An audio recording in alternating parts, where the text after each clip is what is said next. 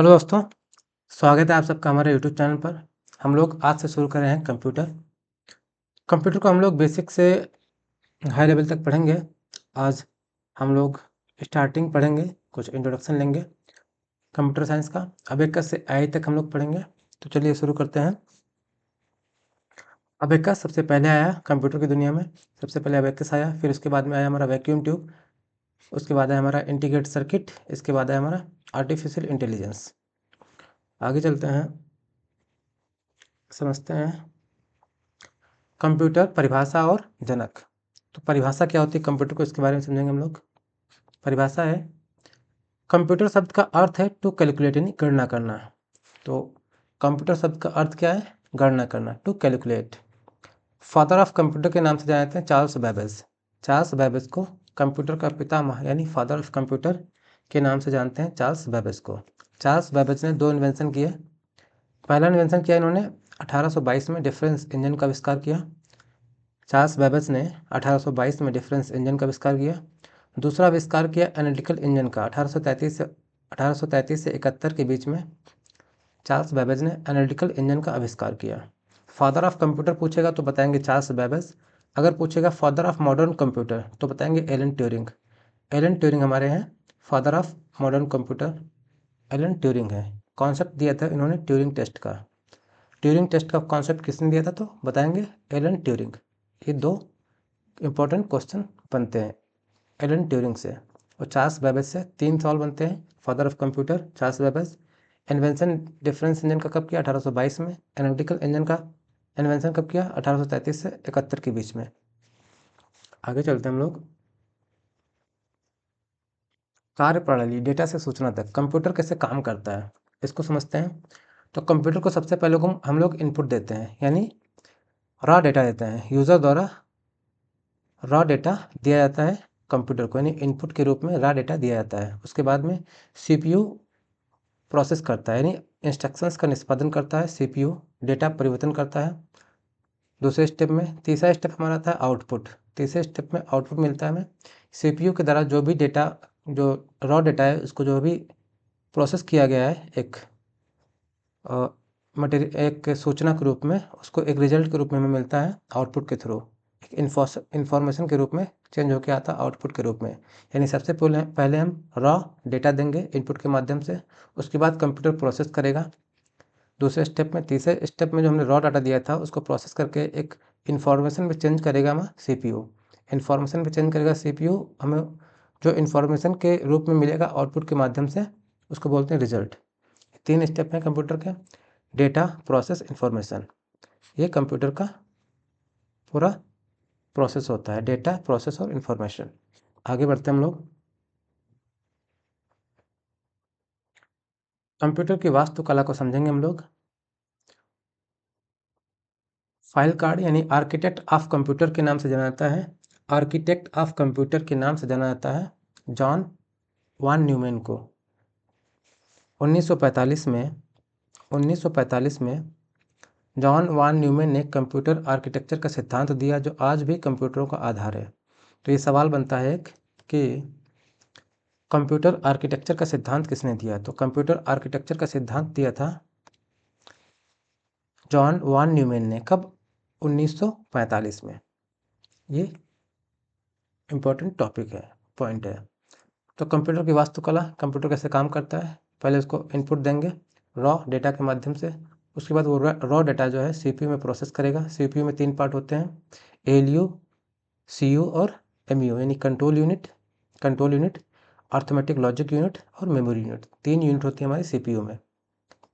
ये तीनों यूनिट होती हैं सीपीयू में। उसके बाद में सीपीयू में प्रोसेसिंग के बाद हमको मिलता है आउटपुट रिजल्ट के रूप में। आउटपुट मिलता है रिजल्ट के रूप में। चलते हैं आगे। प्राचीन शुरुआत। अब हम लोग देखेंगे प्राचीन शुरुआत कैसा हुआ कंप्यूटर का। अबेकस के बारे में समझेंगे हम लोग। उत्पत्ति कहाँ हुई अबेकस की? प्राचीन बेबीलोन यानी चीन में अबेकस की उत्पत्ति हुई। संरचना कैसी थी? ये गिनतारा था। बीट्स यानी मन के यूज़ किए जाते थे कैलकुलेशन के लिए। अबेकस का ओरिजिन कहाँ है? बेबीलोन, प्राचीन बेबीलोन चीन में अबेकस का ओरिजिन हुआ। संरचना कैसी थी? गिनतारा था। इस तरह का जो फिगर में दिखाया गया इस टाइप का हमारा अबेकस था। बीट्स यानी मन के यूज होते थे कैलकुलेशन के लिए। ये जो दिए गए ये बीट्स हैं। एसोसिएटेड नेम इसका, एसोसिएटेड नेम दिया था टिम क्रेमर ने, एसोसिएटेड नेम टिम क्रेमर ने दिया। उद्देश्य क्या था? To calculate. अबेकस का उद्देश्य क्या था? कैलकुलेट करना। कब? 1617 एडी, 1617 एडी में अबेकस आया। अबेकस कब आया? 1617 एडी में। चलते हैं अगले टॉपिक पर। अब आते हैं इलेक्ट्रॉनिक युग पे। इलेक्ट्रॉनिक युग का उदय कब हुआ, इसके बारे में हम लोग समझेंगे। इलेक्ट्रॉनिक युग का उदय हुआ 1943 से 50 के बीच में। 1943 से 50 के बीच में इलेक्ट्रॉनिक युग का उदय हुआ। इसको हम लोग डिटेल से समझेंगे अब। 1945 से 1943 से 50 के बीच में। 1943-46 में आया हमारा ENIAC। पहला डिजिटल कंप्यूटर आया हमारा ENIAC। पहला डिजिटल कंप्यूटर आया हमारे पास कौन सा? ENIAC। पहला डिजिटल कंप्यूटर कौन सा आया हमारे पास? ENIAC। कब आया? 1943 से 46 के बीच में। फुल फॉर्म क्या होता है ENIAC का? Electronic numerical integrated and computer. कई सारे एग्जाम्स में ENIAC का फुल फॉर्म पूछ लिया जाता है, तो फुल फॉर्म इसका होता है electronic numerical integrated and computer. पहला इलेक्ट्रॉनिक डिजिटल कंप्यूटर है हमारा ENIAC। ENIAC क्या है? पहला इलेक्ट्रॉनिक डिजिटल कंप्यूटर है। इन्वेंटर्स कौन इनके, किन्होंने आविष्कार किया था? तो आविष्कार किया था John Mauchly and J Presper Eckert ने। ENIAC का आविष्कार किया था John Mauchly and J Presper Eckert ने। यूज़ सामान्य वर्ग के लिए यानी सामान्य कार्य के लिए इसका यूज़ किया जाता था। ये चारों पॉइंट बेहद इंपॉर्टेंट है। यानी ENIAC का फुल फॉर्म और पहला इलेक्ट्रॉनिक डिजिटल कंप्यूटर हमारा ENIAC है। इन्वेंटर्स कौन से हैं? जॉन मॉचली और जे प्रॉस्पर एकर्ट इसके आविष्कारक हैं। जनरल पर्पज़ के लिए ENIAC का यूज़ किया जाता था। फिर हमारा EDVAC आया 1945 से 50 के बीच में। दूसरा हमारा EDVAC आया 1945 से 50 के बीच में। EDVAC का फुल फॉर्म होता है electronic discrete variable automatic computer. Electronic discrete variable automatic computer EDVAC का फुल फॉर्म होता है। फीचर्स क्या हैं? Stored program concept. EDVAC में स्टोर्ड प्रोग्राम कॉन्सेप्ट था। इसके आविष्कारक कौन हैं? इसके आविष्कारक हैं मॉचली, एकर्ट और वॉन न्यूमैन। ये तीनों पॉइंट इंपॉर्टेंट हैं। फुल फॉर्म है electronic discrete variable automatic computer. Feature क्या है? Stored program concept. इन्वेंटर्स हैं मॉचली, एकर्ट और वॉन न्यूमैन। थर्ड हमारा आता है EDSAC 1949 में। थर्ड हमारा आता है EDSAC 1949 में। इसका फुल फॉर्म होता है electronic delay storage automatic computer. EDSAC का फुल फॉर्म होता है electronic delay storage automatic computer. इसके इन्वेंटर हैं सर मॉरिक विल्किस। इसके आविष्कारक हैं सर मॉरिक विल्किस। चलते हैं अगले पॉइंट पर।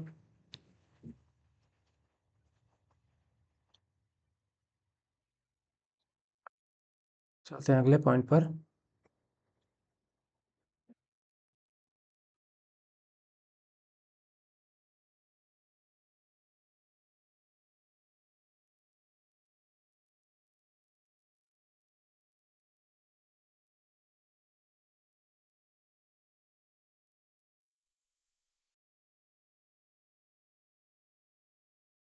अब आते हैं हम फर्स्ट जनरेशन पर, कंप्यूटर की पहली पीढ़ी पर। तो कंप्यूटर की पहली पीढ़ी के बारे में हम लोग समझेंगे अब। पहली पीढ़ी, फर्स्ट जनरेशन कंप्यूटर की पहली पीढ़ी 1946 से 1959 के बीच रही। कंप्यूटर की पहली पीढ़ी 1946 से 1959 के बीच में रही। 1946 से 1959 के बीच में क्या किया हुआ इस जनरेशन में हम लोग समझेंगे। मुख्य तकनीकी क्या थी? Vacuum tube. कंप्यूटर की पहली पीढ़ी में मुख्य तकनीकी हमारी वैक्यूम ट्यूब थी। विशेषताएं क्या थी इसके बारे में समझेंगे।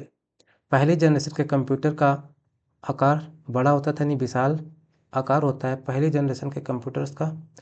हाई हीट जनरेशन यानी अधिक गर्मी उत्पन्न करते थे पहली पीढ़ी के कंप्यूटर।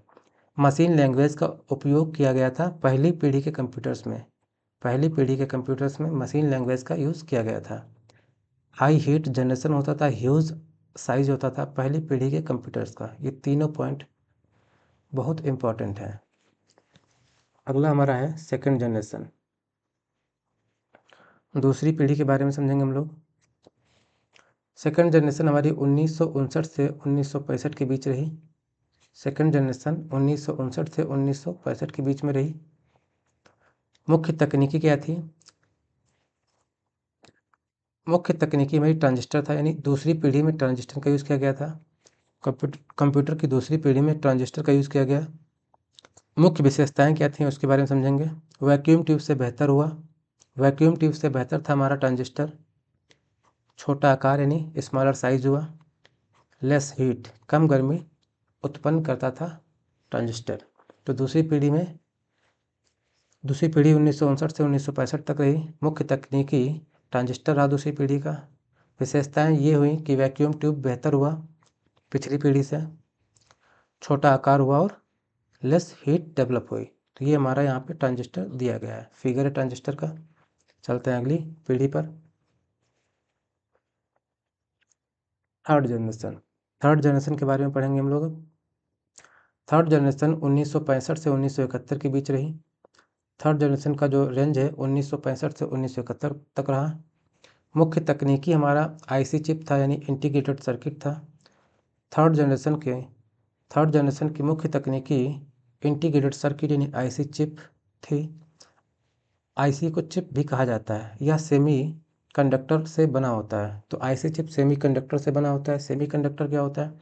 सेमी कंडक्टर से बना होता है। मटेरियल होता है इसमें सिलिकॉन और जर्मेनियम। सिलिकॉन और जर्मेनियम ये सेमी कंडक्टर के मटेरियल हैं। ये यहाँ पर हमारा फिगर दिया गया है आईसी चिप का। सेमी कंडक्टर अर्धचालक बना होता है, शुद्ध प्योर होता है एक, उसको बोलते हैं इंट्रिंसिक, और एक होता है मिलावट वाला इम्प्योर, उसको बोलते हैं एक्सट्रिंसिक। तो थर्ड जनरेशन का 3 पॉइंट है इंपॉर्टेंट। थर्ड जनरेशन की रेंज रही 1965 से 1971 के बीच में। मुख्य तकनीकी आईसी चिप रही जो सेमीकंडक्टर यानी अर्धचालक से बनी होती थी। चलते हैं अगले टॉपिक पर। चौथी पीढ़ी, फोर्थ जनरेशन 1971 से 1980 के बीच रही। पढ़ेंगे चौथी पीढ़ी के बारे में। तो चौथी पीढ़ी 1971 से 1980 के बीच रही। चौथी पीढ़ी 1971 से 1980 के बीच में रही।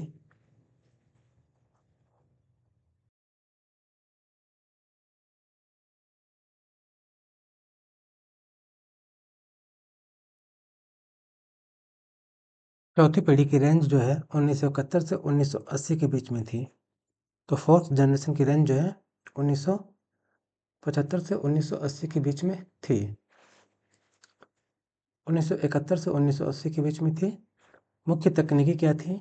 तो फोर्थ जनरेशन की मुख्य तकनीकी हमारी VLSI थी, माइक्रो प्रोसेसर VLSI। चौथी पीढ़ी की मुख्य तकनीकी माइक्रो प्रोसेसर VLSI थी। VLSI का फुल फॉर्म होता है वेरी लार्ज स्केल इंटीग्रेशन।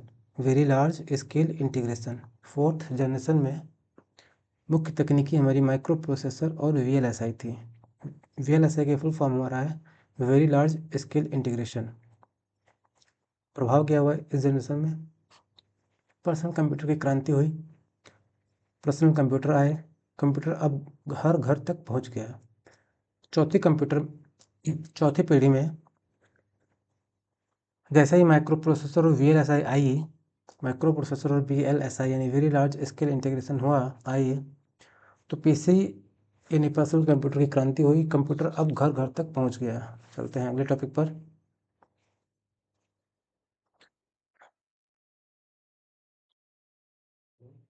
पांचवी पीढ़ी यानी फिफ्थ जनरेशन।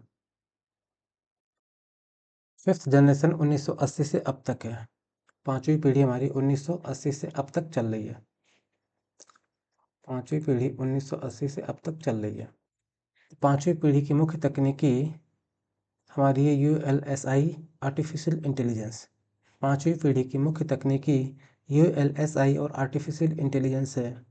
ULSI का फुल फॉर्म हमारा है अल्ट्रा लार्ज स्केल इंटीग्रेशन।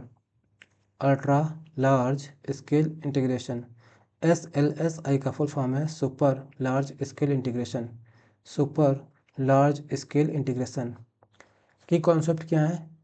बुद्धिमत्ता, कृत्रिम बुद्धिमत्ता यानी AI, आर्टिफिशियल इंटेलिजेंस, मशीनों में सोचने और निर्णय लेने की क्षमता, मशीनों में सोचने और निर्णय लेने की क्षमता डेवलप हुई 5वीं पीढ़ी में, जब हमारा ULSI और AI यानी आर्टिफिशियल इंटेलिजेंस आया। चलते हैं अगले टॉपिक पर। यहाँ पे देखेंगे हम लोग स्केल ऑफ इंटीग्रेशन यानी एकीकरण का पैमाना, स्केल ऑफ इंटीग्रेशन, इसके बारे में समझेंगे।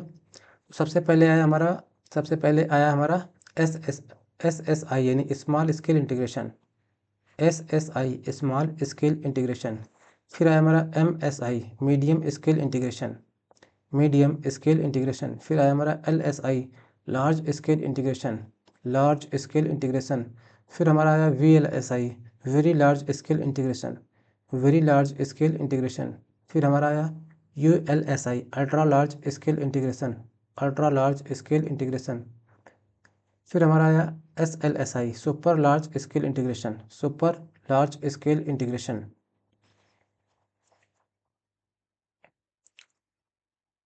हम लोग यहाँ पे एक नज़र में कंप्यूटर की पीढ़ियों के बारे में समझेंगे। जनरेशन, ईयर, उसके बाद में टेक्नोलॉजी। फर्स्ट जनरेशन हमारी रही 1946 से 1959 के बीच में। वैक्यूम ट्यूब हमारी टेक्नोलॉजी रही फर्स्ट जनरेशन में। सेकेंड जनरेशन हमारी 1959 से 1965 के बीच में रही। सेकेंड जनरेशन की टेक्नोलॉजी हमारी ट्रांजिस्टर रही। थर्ड जनरेशन हमारी 1965 से 1971 के बीच रही। थर्ड जनरेशन में हमारी टेक्नोलॉजी रही IC यानी इंटीग्रेटेड सर्किट। फोर्थ जनरेशन उसके बाद आता है, फोर्थ जनरेशन हमारी 1971 से 1980 के बीच रही। फोर्थ जनरेशन की टेक्नोलॉजी हमारी माइक्रो प्रोसेसर और VLSI रही। उसके बाद आती है फिफ्थ जनरेशन हमारी 1980 से प्रेजेंट यानी अब तक है। इसकी मुख्य तकनीकी ULSI और AI यानी अल्ट्रा लार्ज स्केल इंटीग्रेशन और आर्टिफिशियल इंटेलिजेंस रही। अब आगे हम लोग समझेंगे कंप्यूटर का इतिहास और वर्गीकरण, history and classification of computer, इसके बारे में समझेंगे। तो चलिए चलते हैं। नेपियर बोन्स, नेपियर बोन्स का आविष्कार किया जॉन नेपियर ने। ये सवाल कई सारे एग्जाम से पूछ लिया जाता है कि नेपियर बोन्स का आविष्कार किसने किया, तो जॉन नेपियर ने किया। ये क्या था? क्या एक मैथमेटिकल टूल यानी गणितीय उपकरण है। नेपियर बोन्स एक मैथमेटिकल टूल यानी गणितीय उपकरण है। इसका मुख्य कार्य होता है गणना करना। विधि का नाम है रैपिडोलॉजी, विधि का नाम है रैपिडोलॉजी। ये कैलकुलेशन रॉड्स हैं। ये हमारा नेपियर बोन्स का फिगर दिया गया है। अब आते हैं दूसरे पर। दूसरा हमारा पास्कलाइन है। पास्कलाइन का आविष्कार किया ब्लेज पास्कल ने। पास्कलाइन के आविष्कारक हमारे ब्लेज पास्कल हैं। प्रकृति क्या है? ये पूर्णतः यांत्रिक है यानी कंप्लीटली मैकेनिकल है। पास्कलाइन हमारा मैकेनिकल डिवाइस है। क्षमताएं क्या है? एडिशन और सब्ट्रैक्शन, जोड़ने घटाने की क्षमताएं यानी विशेषताएं होती है पास्कलाइन में। आविष्कार कब हुआ? 1942 से 1944 1642 से 1644 AD के बीच में। 1642 से 1644 AD के बीच में मैकेनिकल डायल्स यानी पास्कलाइन का आविष्कार हुआ। ये हमारा पास्कलाइन है। ये फिगर दिया गया पास्कलाइन का। ये यहाँ पे दिखाया गया है मैकेनिकल डायल्स को। ये मैकेनिकल डायल्स है। इसके बारे में हम लोगों ने देख लिया है। चलते हैं आगे। आगे हमारा है सेंसस टेबुलेटर। सेंसस टेबुलेटर कब आया? 1889 AD में हमारा आया सेंसस टेबुलेटर। 1889 AD में हमारा सेंसस टेबुलेटर आया। आविष्कारक कौन है इसके? हरमन होलरिथ आविष्कारक हैं सेंसस टेबुलेटर के। सेंसस टेबुलेटर का आविष्कार किया हरमन होलरिथ ने। जो टेक्नोलॉजी अपनाई, जो तकनीकी अपनाई, वो पंच कार्ड थी। सेंसस टेबुलेटर में जो तकनीकी अपनाई गई वो पंच कार्ड थी। उद्देश्य क्या था सेंसस टैबुलेटर का? जनगणना को सारणीबद्ध यानी टैबुलेट करना। सेंसस टैबुलेटर का आविष्कार किया हरमन होलरिथ ने। पंच कार्ड तकनीकी का उपयोग किया गया। जनगणना को उद्देश्य था जनगणना को सारणीबद्ध यानी टैबुलेट करना। ये हमारा सेंसस टैबुलेटर है, ये सेंसस टैबुलेटर है और ये हमारा पंच कार्ड है। पंच कार्ड और सेंसस टैबुलेटर दोनों का आविष्कार किया गया। सेंसस टैबुलेटर और पंच कार्ड दोनों का आविष्कार किया है हरमन होलरिथ ने। चलते हैं अगले टॉपिक पर। अगला हमारा है एबीसी कंप्यूटर।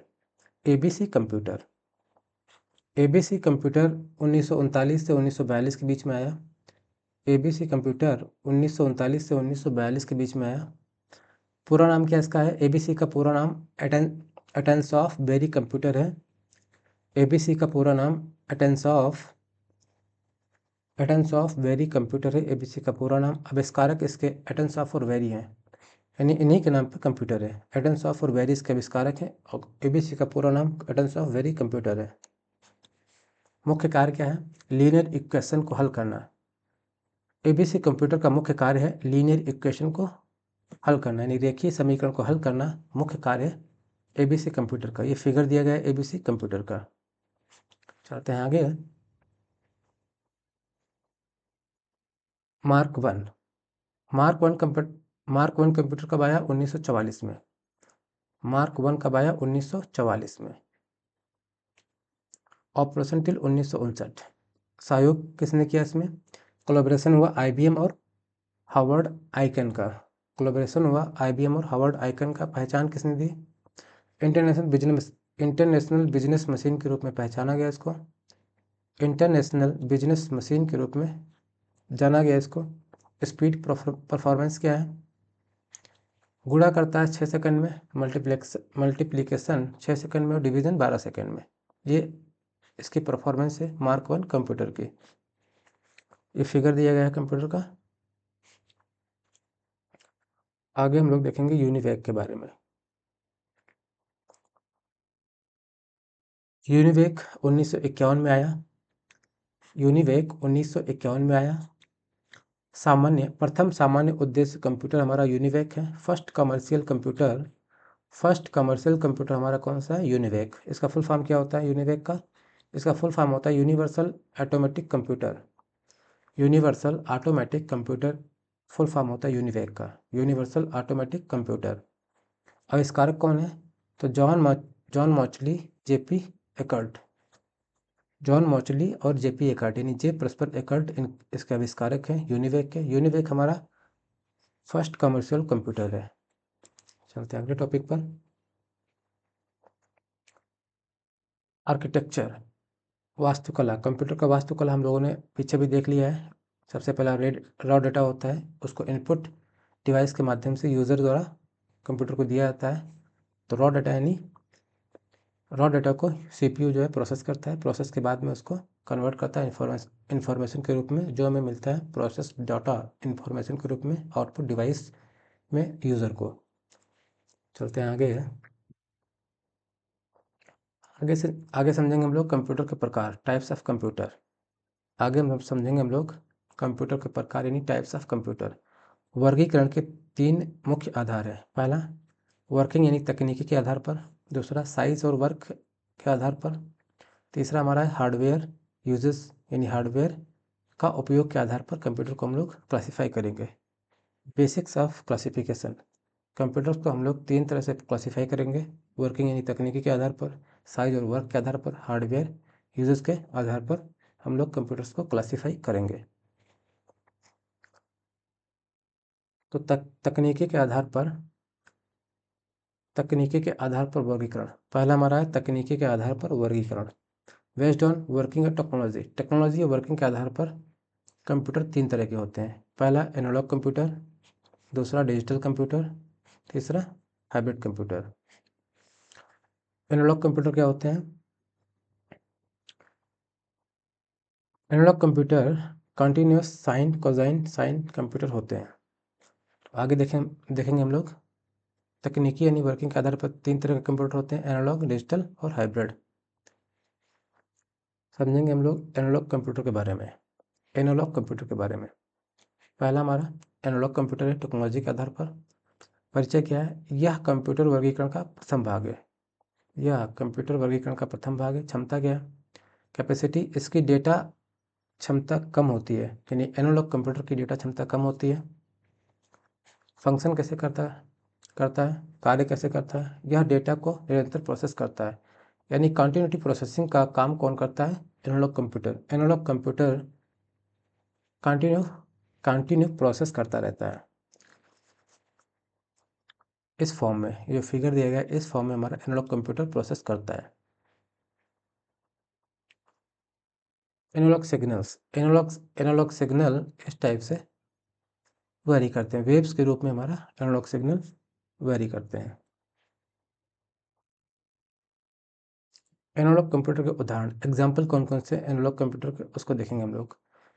स्पीडोमीटर, कार की स्पीड मेजर करने के लिए कार में स्पीडोमीटर लगा होता है। स्पीडोमीटर एग्जाम्पल हमारा एनालॉग कंप्यूटर का। स्पीडोमीटर एग्जाम्पल है, उदाहरण है किसका? एनालॉग कंप्यूटर का। दूसरा ध्वनि तरंगे, ध्वनि तरंगे भी एनालॉग कंप्यूटर के उदाहरण है।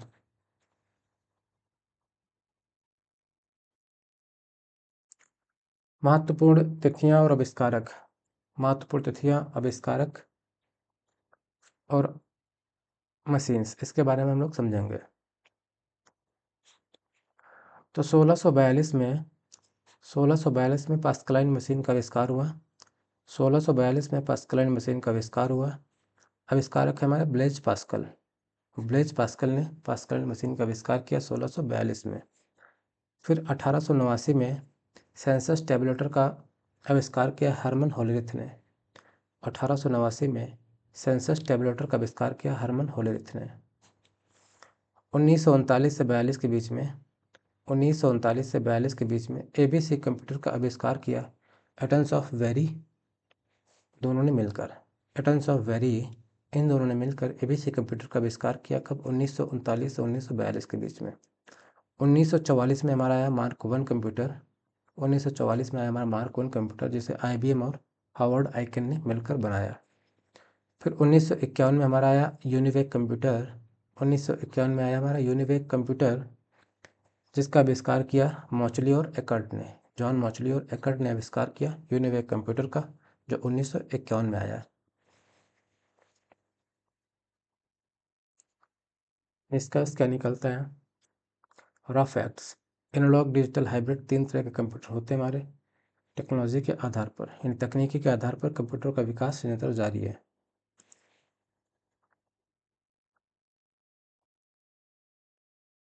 अब आते हैं हम डिजिटल कंप्यूटर पर। एनालॉग कंप्यूटर के बारे में हम लोग ने पढ़ लिया, अब पढ़ेंगे हम लोग डिजिटल कंप्यूटर के बारे में। डिजिटल कंप्यूटर क्या होता है, इसके बारे में समझेंगे हम लोग। यह एक प्रकार का कंप्यूटर है जो डिजिटल सिद्धांत पर कार्य करता है।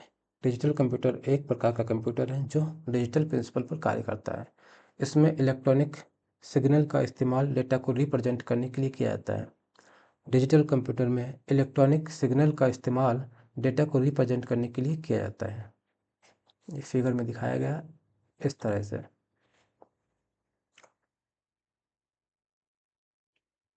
मशीनी भाषा कौन सी होती है? तो बाइनरी नंबर सिस्टम होता है। मशीनी भाषा बाइनरी नंबर सिस्टम होता है। इसमें इसमें बीएनएस यानी बाइनरी नंबर सिस्टम का इस्तेमाल होता है। तो डिजिटल कंप्यूटर में बीएनएस यानी बाइनरी नंबर सिस्टम का इस्तेमाल होता है। इसमें केवल 0 और 1 आता है। डिजिटल कंप्यूटर में केवल 0 और 1 आता है। इसका मुख्य कार्य कैलकुलेट यानी गणना करना होता है। इसका मुख्य कार्य कैलकुलेट यानी गणना करना होता है। अनुवाद प्रक्रिया हमारी भाषा से मशीन तक। इनपुट जो हम इंग्लिश में टाइप करते हैं, इनपुट हम जो टाइप करते हैं उसके बाद उसको ट्रांसलेट किया जाता है किसमें? मशीन लैंग्वेज में, बाइनरी कोड में। डेटा का प्रवाह डिजिटल सिग्नल के रूप में होता है, जैसा कि यहाँ पे दिखाया गया है। डेटा का प्रवाह डिजिटल सिग्नल के रूप में होता है। यह सिग्नल फास्ट स्पीड सुनिश्चित करता है। यह सिग्नल फास्ट स्पीड सुनिश्चित करता है। डिजिटल कंप्यूटर की विशेषताएं कौन कौन सी होती है, इसका समझ लेते हैं हम लोग।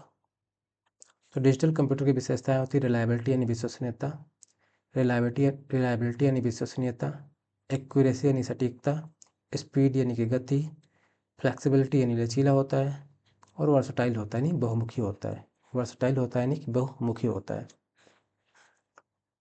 आगे आता है हमारा हाइब्रिड कंप्यूटर। हमने एनालॉग कंप्यूटर पढ़ा, डिजिटल कंप्यूटर पढ़ा, अब पढ़ेंगे हम लोग हाइब्रिड कंप्यूटर के बारे में। अब पढ़ेंगे हम लोग हाइब्रिड कंप्यूटर के बारे में। क्या है? यह एक प्रकार का कंप्यूटर है जो कॉम्बिनेशन कंप्यूटर यानी मिश्रित कंप्यूटर भी कहलाता है। हाइब्रिड कंप्यूटर एक प्रकार का कंप्यूटर है जो कॉम्बिनेशन कंप्यूटर यानी मिश्रित कंप्यूटर कहलाता है। हाइब्रिड कंप्यूटर एनालॉग और डिजिटल का कॉम्बिनेशन होता है। एनालॉग और डिजिटल को मिला के बनाया जाता है हाइब्रिड कंप्यूटर। इस कंप्यूटर में दोनों कंप्यूटर गुण होते हैं। हाइब्रिड कंप्यूटर में एनालॉग कंप्यूटर और हाइब्रिड कंप्यूटर में एनालॉग कंप्यूटर और डिजिटल कंप्यूटर दोनों के गुण होते हैं। यह एनालॉग एवं डिजिटल की तरह कार्य करता है। हाइब्रिड कंप्यूटर एनालॉग और डिजिटल दोनों की तरह कार्य करता है। सबसे उत्तम संयोजन क्या होता है? यानी analog computer plus digital computer दोनों को ऐड करेंगे तो बन जाएगा हमारा हाइब्रिड सिस्टम। हाइब्रिड मतलब एनालॉग प्लस डिजिटल दोनों को ऐड करेंगे तो बन जाएगा हमारा हाइब्रिड सिस्टम। उपयोग कहाँ होता है, इसको समझेंगे हम लोग। तो हाइब्रिड कंप्यूटर का यूज़ होता है कहाँ? डिफेंस सेक्टर में। इसका इस्तेमाल रक्षा क्षेत्र में किया जाता है। हाइब्रिड कंप्यूटर का इस्तेमाल डिफेंस सिस्टम में किया जाता है, डिफेंस सेक्टर में किया जाता है। और कहाँ किया जाता है? इसे नेशनल लेवल कंप्यूटर माना जाता है। हाइब्रिड कंप्यूटर को नेशनल लेवल कंप्यूटर माना जाता है। यह रडार डिटेक्शन का कार्य करता है। हाइब्रिड कंप्यूटर रडार डिटेक्शन का कार्य करता है। केस स्टडी एक, जब रडार आसमान में किसी विमान या एयर एक्टिविटी को डिटेक्ट करता है तो वह हाइब्रिड कंप्यूटर का एक उदाहरण है। जब रडार आसमान में किसी विमान या एयर एक्टिविटी को डिटेक्ट करता है तो हाइब्रिड कंप्यूटर का एग्जाम्पल है। जैसे एक एग्जाम्पल है मूवी का Uri the surgical strike. Uri the surgical strike में इस चीज़ को दिखाया गया है, वहाँ पे एक एग्जाम्पल है इसका। ये प्रमुख ऐतिहासिक उदाहरण कौन कौन से हैं? 1961 हाईकॉम्प 250 बेकर्ट वेल द्वारा विकसित पहली प्रमुख हाइब्रिड प्रणालियों में से एक है। दूसरी 1963 में HYDAC 2400। ये दोनों प्रमुख इसके ऐतिहासिक उदाहरण हैं। फिर कार्य के आधार पर वर्गीकरण देखेंगे हम लोग। कार्य के आधार पर, आकार और कार्य के आधार पर कंप्यूटर का वर्गीकरण हम लोग देखेंगे। तो आकार और कार्य के आधार पर चार तरह के कंप्यूटर होते हैं: mini computer, micro computer, main frame computer और सुपर कंप्यूटर।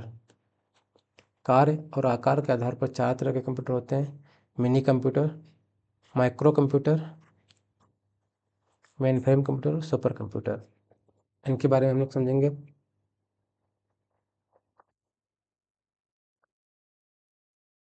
डिजिटल निष्कर्ष देखेंगे यहाँ पे हम लोग। डिजिटल कंप्यूटर क्या करता है? तर्क और गणना करता है, बाइनरी डिजिट में काम करता है ये। हाइब्रिड कंप्यूटर गति और सटीकता का मिश्रण होता है। माइक्रो से सुपर कंप्यूटर तक क्लासिफिकेशन यहाँ पे दिखाया गया है। अब आगे देखेंगे हम लोग कंप्यूटर के प्रकार, एक विस्तृत विश्लेषण, माइक्रो से सुपर कंप्यूटर तक का सफर। आकार और साइज के आधार पर कंप्यूटर का वर्गीकरण, टाइप्स ऑफ कंप्यूटर। तो कंप्यूटर का वर्गीकरण टाइप्स ऑफ कंप्यूटर हम लोग देखेंगे टेक्नोलॉजी के आधार पर। वर्किंग टेक्नोलॉजी के आधार पर कंप्यूटर तीन तरह के होते हैं, हम लोग देख चुके हैं: एनालॉग, डिजिटल और हाइब्रिड। वर्किंग टेक्नोलॉजी के आधार पर कंप्यूटर तीन तरह के होते हैं: एनालॉग, डिजिटल और हाइब्रिड। ये हम लोग देख चुके हैं। दूसरा, वर्क और साइज़ के आधार पर चार तरह के होते हैं। वर्क और साइज़ के आधार पर कंप्यूटर चार तरह के होते हैं: micro computer, mini computer, main frame computer और सुपर कंप्यूटर। इसको हम लोग देखेंगे। और हार्डवेयर यूज़ के आधार पर computer first to fifth generation तक के होते हैं। तो ये हम लोग यहाँ पे समझेंगे। वर्क और साइज़ के आधार पर कंप्यूटर चार तरह के होते हैं, उनके बारे में हम लोग डिटेल में देखेंगे। मूलभूत इकाइयाँ क्षमता को कैसे नापते हैं वहाँ हम लोग देखेंगे। तो सबसे छोटी इकाई होती है बिट, फिर निबल, फिर बाइट। आगे होती हैं सबसे बेसिक इकाइयाँ ये हैं, उसके आगे भी होती हैं। बाइट के आगे किलोबाइट, मेगाबाइट, टेराबाइट इत्यादि होती हैं।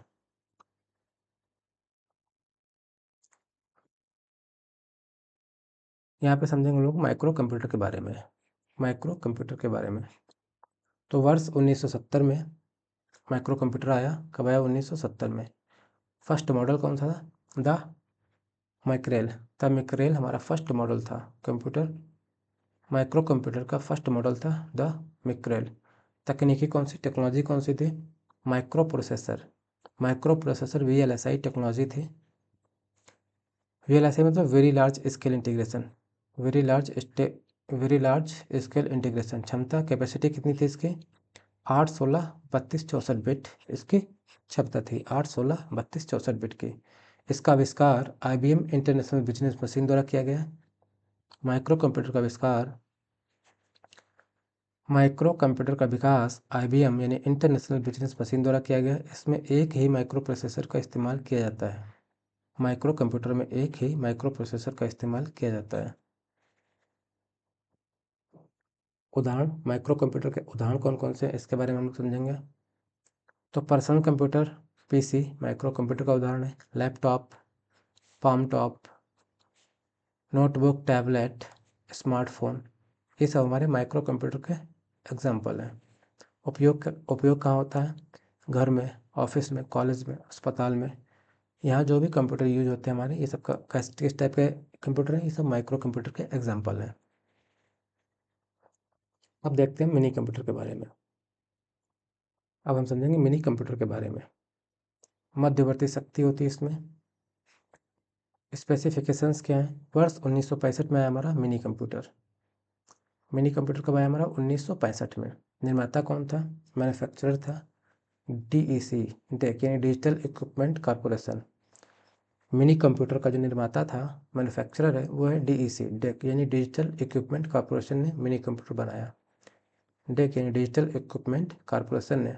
प्रोसेसर एक से अधिक होते हैं। मिनी कंप्यूटर में प्रोसेसर एक से अधिक होते हैं। माइक्रो कंप्यूटर में हमारा एक ही प्रोसेसर होता है। विशेषताएं क्या क्या हैं? फीचर्स के बारे में देखेंगे हम लोग। मल्टी यूज़र होता है। मिनी कंप्यूटर मल्टी यूज़र होता है, एक समय में अनेक यूज़र कार्य कर सकते हैं। यूज़ कहाँ होता है? ऑफिस, रिसर्च में मिनी कंप्यूटर का यूज़ होता है। उदाहरण के लिए मिनी कंप्यूटर के उदाहरण कौन कौन से हैं? तो PDP-8, PDP-11, वैक्स, TMS-9900, माइक्रोनोवा, ये सब हमारे मिनी कंप्यूटर के एग्जाम्पल हैं। तो माइक्रो कंप्यूटर सबसे छोटा होता है, उससे बड़ा होता है मिनी कंप्यूटर, उससे बड़ा होता है मेन फ्रेम कंप्यूटर। कैपेसिटी सबसे कम होती है माइक्रो कंप्यूटर की, उससे ज़्यादा मिनी कंप्यूटर की, उससे ज़्यादा मेन फ्रेम कंप्यूटर की। आगे देखेंगे हम लोग मेन फ्रेम कंप्यूटर को। आगे हम लोग समझेंगे मेन फ्रेम कंप्यूटर के बारे में। मेन फ्रेम कंप्यूटर को द बिग आयरन के नाम से भी जाना जाता है। मेन फ्रेम कंप्यूटर को द बिग आयरन के नाम से भी जाना जाता है। ये कई सारे एग्जाम्स में पूछा गया है, द बिग आयरन के नाम से किस कंप्यूटर को जाना जाता है? तो मेन फ्रेम कंप्यूटर को द बिग आयरन के नाम से जाना जाता है। कोर स्पेसिफिकेशंस के बारे में हम लोग समझेंगे अब। आकार यानी साइज़ बहुत बड़ा होता है। मेन फ्रेम कंप्यूटर का साइज़ बहुत बड़ा होता है। वर्ड लेंथ 16 से 64 बिट्स होती है। वर्ड लेंथ 16 से 64 बिट की होती है। प्रोसेसिंग तीव्र गति, फास्ट प्रोसेसिंग होती है, पैरेलल प्रोसेसिंग होती है। ओरिजिन 1930 से हुआ। 1937 में हार्वर्ड में मार्क 1 बना, डेवलप्ड बाय IBM। आईबीएम के द्वारा डेवलप किया गया मार्क 1 हार्वर्ड में। कब? 1937 में। ये फिगर दिया गया है। चलते हैं आगे। मेन फ्रेम कंप्यूटर की क्षमता और उपयोग। मेन फ्रेम कंप्यूटर की क्षमता और उपयोग, इसके बारे में लोग देखेंगे। विशाल भंडार यानी हाईवे स्टोरेज होता है। क्षमता और टाइम शेयरिंग ऑपरेटिंग सिस्टम का उपयोग होता है। हाईवे स्टोरेज होता है और टाइम शेयरिंग ऑपरेटिंग सिस्टम का उपयोग होता है किसमें? मेन फ्रेम कंप्यूटर में। प्रमुख क्षेत्र कौन कौन से? किन किन क्षेत्रों में मेन फ्रेम कंप्यूटर का यूज़ किया जाता है? तो स्पेशोलॉजी यानी अंतरिक्ष विज्ञान में, अनुसंधान में यानी रिसर्च में, डिफेंस में, बड़ी कंपनियों में मेन फ्रेम कंप्यूटर का उपयोग किया जाता है। तो एग्जाम्पल हैं IBM जेड सीरीज़। एग्जाम्पल है मेन फ्रेम कंप्यूटर के IBM जेड सीरीज़ के। IBM Z15, IBM Z14, IBM Z13, IBM Z10, IBM Z9, IBM Z9, ये सारे एग्जाम्पल हैं मेन फ्रेम कंप्यूटर के। आगे हम लोग देखेंगे सुपर कंप्यूटर के बारे में। सुपर कंप्यूटर गणना की पराकाष्ठा। तो सुपर कंप्यूटर की गति फ्लॉप्स में होती है। सुपर कंप्यूटर की स्पीड फ्लॉप्स में होती है। फ्लॉप्स मतलब फ्लोटिंग पॉइंट ऑपरेशंस पर सेकेंड। फ्लॉप्स का फुल फॉर्म कई सारे एग्जाम से पूछ लेता है, तो इसका फुल फॉर्म होता है फ्लोटिंग पॉइंट ऑपरेशंस पर सेकेंड। यूनिट क्या होती है? तो सुपर कंप्यूटर की यूनिट होती है पेटाफ्लॉप्स। सुपर कंप्यूटर की यूनिट होती है पेटाफ्लॉप्स या टेराफ्लॉप्स। सुपर कंप्यूटर की यूनिट होती है, इकाइयाँ होती है पेटाफ्लॉप्स या टेराफ्लॉप्स। मुख्य कार्य क्या होता है? मौसम की भविष्यवाणी, वेदर फोरकास्टिंग के लिए सुपर कंप्यूटर का यूज़ किया जाता है। मौसम की भविष्यवाणी करने के लिए सुपर कंप्यूटर का यूज़ किया जाता है। सुपर कंप्यूटर का जनक कौन है? The father of super computer, इसके बारे में समझेंगे हम लोग। तो वर्ल्ड में जो सुपर कंप्यूटर के जनक हैं वो सीमोर क्रे हैं। Father of super computer, father of super computer world में कौन है? सीमोर क्रे हैं हमारे। और भारत में हमारे डॉक्टर विजय भटकर हैं। भारत में सुपर कंप्यूटर के जनक, father of super computer Bharat में डॉक्टर विजय भाटकर है। आर्किटेक्ट ऑफ परम सीरीज, ये हैं आर्किटेक्ट ऑफ परम सीरीज के। आर्किटेक्ट परम सीरीज के कौन है? डॉक्टर विजय भाटकर।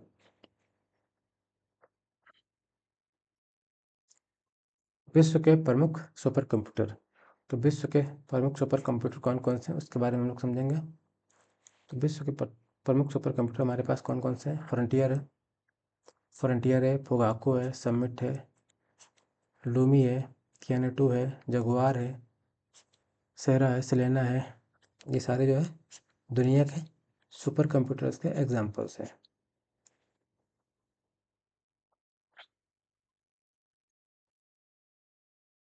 भारत की सुपर कंप्यूटिंग यात्रा, इंडिया सुपर कंप्यूटर जर्नी, इसके बारे में समझेंगे हम लोग। चैलेंज क्या था, चुनौती क्या थी, इसके बारे में समझेंगे हम लोग। भारत ने क्रे XMP14 आयात करने की कोशिश की। भारत ने क्रे XMP14 आयात करने की कोशिश की, लेकिन प्रतिबंधों के कारण असफल रहा। भारत ने अमेरिका से क्रे XMP14 सुपर कंप्यूटर लेने की कोशिश की, लेकिन असफल रहा। इसके बाद में सीडैक पुणे की स्थापना हुई और परिणाम भारत का पहली स्वदेशी सुपर कंप्यूटर बनकर तैयार हुआ। समाधान क्या हुआ? सीडैक पुणे की स्थापना की गई, भारत का पहला स्वदेशी सुपर कंप्यूटर बनकर तैयार हुआ। कब? 1991 में डॉक्टर विजय भाटकर के नेतृत्व में। परम परम 8000 परम 8000 भारत का पहला सुपर कंप्यूटर बन के तैयार हुआ वर्ष 1991 डॉक्टर विजय भाटकर के नेतृत्व में।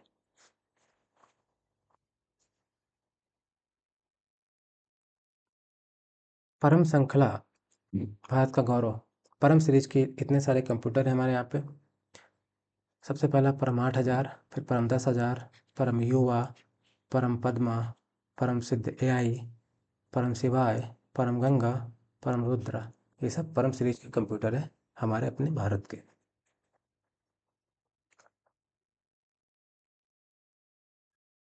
लास्ट हमारा है एक कंपेरेटिव चार्ट है, इसको हम लोग समझ लेते हैं। टाइप, यूजर काउंट, यूटिलिटी और एग्जाम्पल। माइक्रो कंप्यूटर, तो माइक्रो कंप्यूटर सिंगल यूज़र है, यानी माइक्रो कंप्यूटर पे एक ही यूज़र एक टाइम पे काम कर सकता है। इसका यूज़ कहाँ करते हैं? होम और ऑफिस में इसका यूज़ करते हैं। एग्जाम्पल है माइक्रो कंप्यूटर का लैपटॉप और PC। दूसरा मिनी कंप्यूटर है। मिनी कंप्यूटर मल्टी यूज़र होता है। मिड साइज ऑर्गेनाइजेशन में इसका यूज़ होता है। PDP-11 हमारा मिनी कंप्यूटर का एक एग्जाम्पल है। इसके बाद आता है मेन फ्रेम कंप्यूटर हमारा। Main frame computer user count thousands, यानी मेन फ्रेम कंप्यूटर पर हज़ारों लोग काम कर सकते हैं एक साथ। यूटिलिटी कहाँ होता है? इंटरफेस या डेटा में इसका यूज होता है। इसका एग्जांपल है IBM जेड सीरीज। अगला हमारा सुपर कंप्यूटर है। सुपर कंप्यूटर साइंटिस्ट के लिए होता है। सुपर कंप्यूटर साइंटिस्ट के लिए होता है। यूटिलिटी वेदर और रिसर्च में इसका यूज होता है। एग्जाम्पल परम और फ्रंटियर हमारा सुपर कंप्यूटर के एग्जाम्पल है। परम और फ्रंटियर हमारे सुपर कंप्यूटर के एग्जाम्पल है।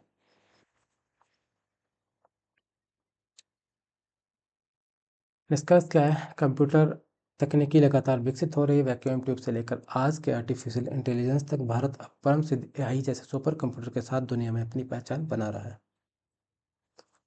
तो आज भारत परम सिद्धि एआई जैसे सुपर कंप्यूटर के साथ दुनिया में अपनी पहचान बना रहा है। तो आज हमारा पहला चैप्टर खत्म होता है। कल हम लोग एक नए टॉपिक के साथ मिलेंगे। टॉपिक रहेगा दूसरा। अगर ये वीडियो पसंद आ रही हो, कंटेंट अच्छा लग रहा हो तो वीडियो को लाइक करें, चैनल को सब्सक्राइब करें, अच्छा सा कमेंट करें। धन्यवाद।